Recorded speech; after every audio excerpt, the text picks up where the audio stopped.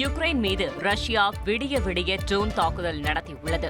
Russia Ukraine இடையே போர் நீடிக்கும் சூழலில் யுக்ரைன் தலைநகர் கீவில் புதன்கிழமை இரவு தொடங்கி வியாழக்கிழமை அதிகாலை வரை ரஷ்யா ட்ரோன் தாக்குதல் நடத்தியது.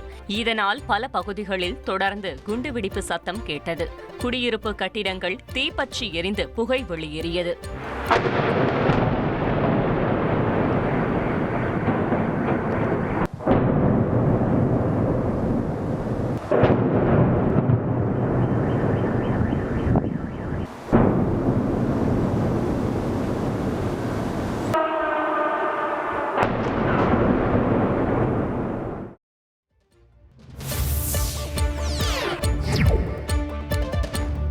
பிரேசில் நாட்டின் ரியோ டி ஜெனிரோ நகர கடற்கரையில் புயல் தாக்கம் காரணமாக அலைகள் ஆக்ரோஷமாக எழும்பின. கடல் சீற்றமாக காணப்பட்டதுடன் சுமார் 12 அடி வரை அலைகள் எழும்பியதால் கடற்கரையில் இருந்த மக்களை வெளியேற்ற நடவடிக்கை மேற்கொள்ளப்பட்டது.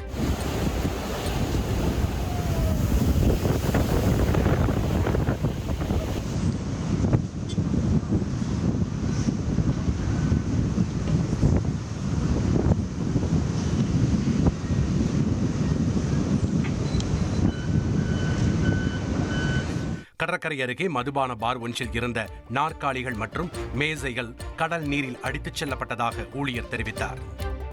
ட்ரெண்டை ஃப்ரெண்ட் ஆக்கிக்கோங்க. தந்தி டிவியின் சப்ஸ்கிரைபர்ஸ் அண்ட் ஃபாலோவர்ஸ் குடும்பத்தில் நீங்களும் இணையுங்க.